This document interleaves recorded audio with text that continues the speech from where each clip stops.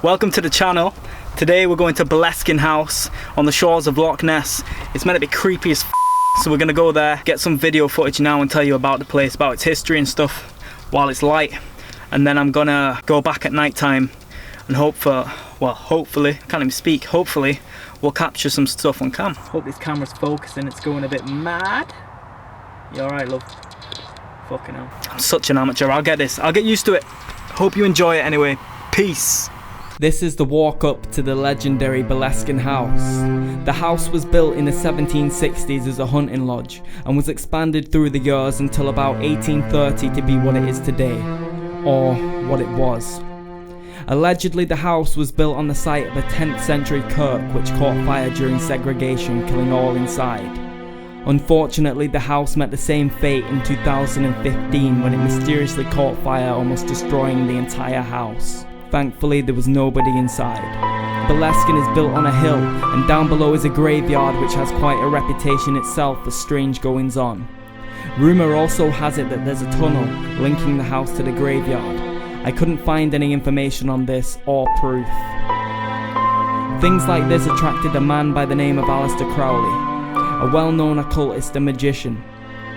The house was a perfect location for Crowley as he was looking for somewhere to perform a 6-month-long series of operations known as the Sacred Magic of Abramelin the Mage.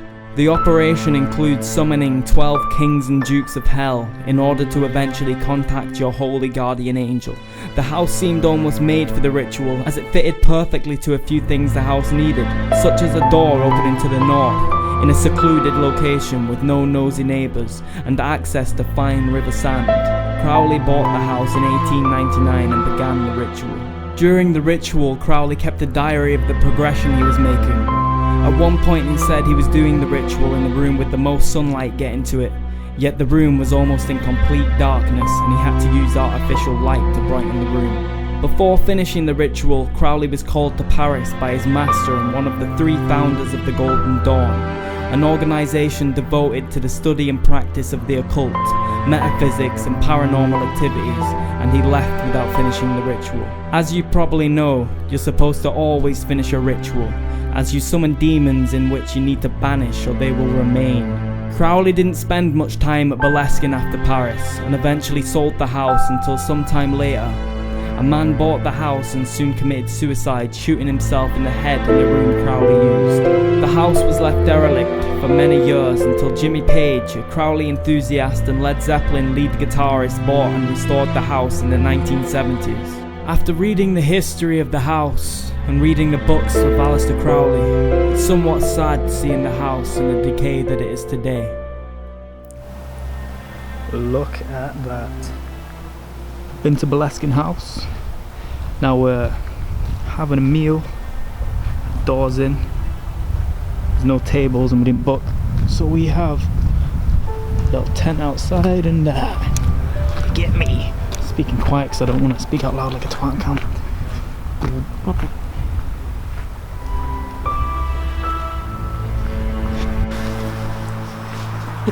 Video you did. Oh fuck.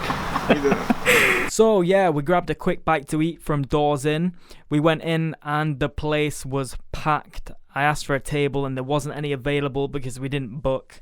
So the chef was nice enough to let us eat outside in the beer tent, which was actually pretty awesome. It was a nice night.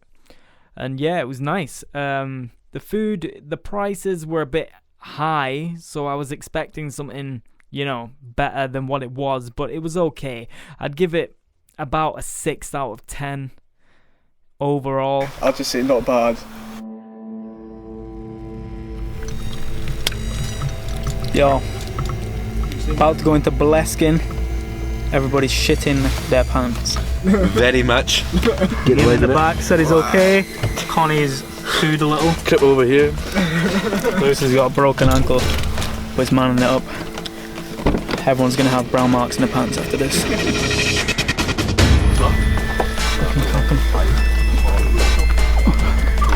Ah, fuck.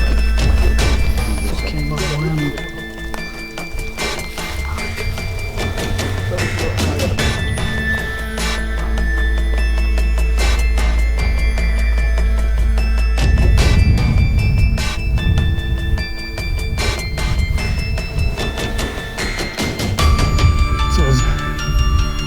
Boleskine. This is the room with a Ouija board. So being back at the house at night was a completely different feeling to being there during the day.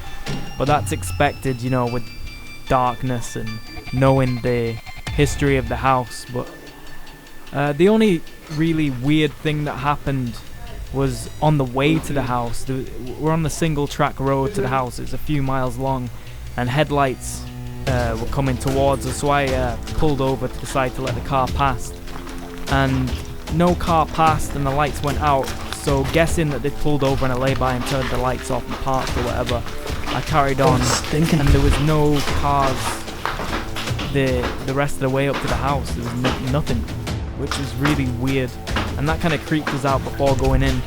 But apart from that, I've got this clip here. It's on the way out of the cellar.